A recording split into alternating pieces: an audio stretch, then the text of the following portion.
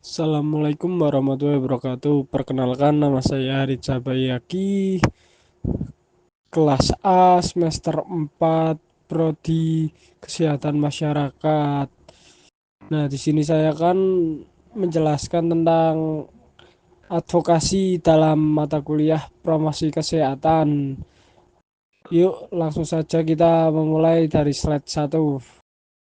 Nah, di slide pertama ini kita akan menjelaskan pengertian tentang advokasi. Advokasi kesehatan adalah upaya terencana dan sistematis untuk memengaruhi kebijakan, program, dan praktik yang berkaitan dengan kesempatan. Berikut beberapa poin penting mengenai advokasi kesehatan. Tujuan utama: mendapatkan dukungan dan komitmen dari pemangku kepentingan seperti pemerintah, tokoh masyarakat, dan organisasi non-pemerintah. Yang kedua, ada ruang lingkup. Advokasi kesehatan dapat dilakukan pada berbagai tingkatan, memulai dari tingkat individu, komunitas, hingga tingkat nasional dan internasional. Yang ketiga, strategi. Advokasi kesehatan melibatkan berbagai strategi seperti penyampaian informasi, edukasi, lobby, dan negosiasi dengan pemangku kepentingan, mobilisasi masyarakat, penggunaan media massa. Nah, seperti itu. Yang keempat ada tujuan advokasi kesehatan: memperoleh komitmen atau dukungan dalam bidang kesehatan atau mendukung pengembangan lingkungan dan perilaku sehat. Nah, selanjutnya ada tujuan utama dari advokasi. Tujuan utamanya adalah untuk menciptakan perubahan positif dalam kebijakan, program, dan praktik yang berdampak kepada kesehatan masyarakat. Berikut adalah beberapa tujuan spesifikasinya. Yang pertama adalah mendapatkan komitmen dan dukungan. Advokasi bertujuan untuk memperoleh komitmen dan dukungan pada para pemangku pemerintah seperti pemerintah atau masyarakat. Yang kedua adalah mempengaruhi kebijakan kesehatan. Salah satu tujuan utama advokasi adalah untuk mempengaruhi kebijakan kesehatan agar lebih berpihak pada kepentingan masyarakat. Yang ketiga adalah meningkatkan kesadaran masyarakat. Advokasi juga bertujuan untuk meningkatkan kesadaran masyarakat tentang isu-isu kesehatan yang penting. Yang keempat adalah meningkatkan akses layanan kesehatan. Advokasi dapat dilakukan untuk memastikan bahwa semua orang memiliki akses yang adil dan merata terhadap layanan kesehatan yang berkualitas. Yang kelima adalah memberdayakan masyarakat. Advokasi juga bertujuan untuk memberdayakan masyarakat agar memiliki suara dalam proses pengambilan keputusan memengaruhi kesehatan mereka. Nah, selanjutnya adalah sasaran advokasi. Sasaran advokasi ada antara lain adalah pembuatan kebijakan. Yang pertama, ini adalah sasaran utama karena mereka memiliki wewenang untuk membuat perubahan kebijakan yang mendukung kesehatan masyarakat. Yang kedua adalah masyarakat. Nah, masyarakat ini meningkatkan kesadaran dan partisipasi masyarakat dalam isu-isu kesehatan.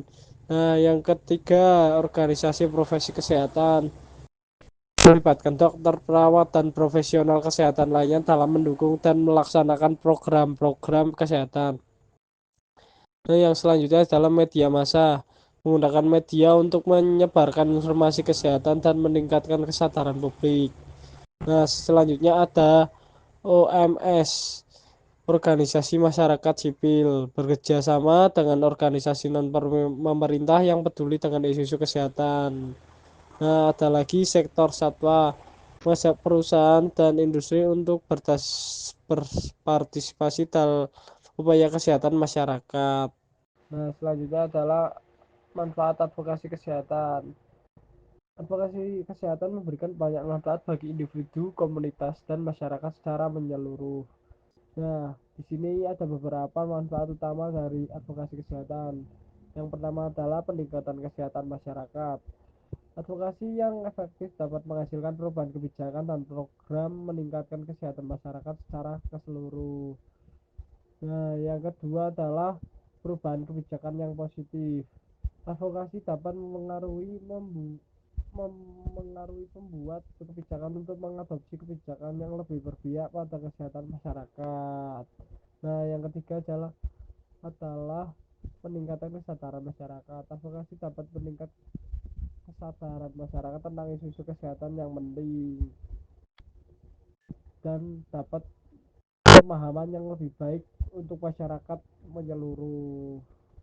Yang keempat adalah peningkatan akses ke layanan masyarakat. Advokasi dapat membantu memastikan bahwa semua orang memiliki akses yang adil dan merata terhadap layanan kesehatan yang berkualitas. Pemberdayaan masyarakat. Advokasi dapat memberdayakan masyarakat untuk memilih suara dalam proses pengambilan keputusan yang mempengaruhi kesehatan mereka.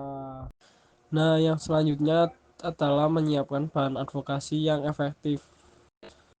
Metode yang dapat digunakan untuk menyiapkan bahan advokasi adalah identifikasi dan analisis masalah. Itu yang pertama, seperti pengumpulan data dan analisis masalah.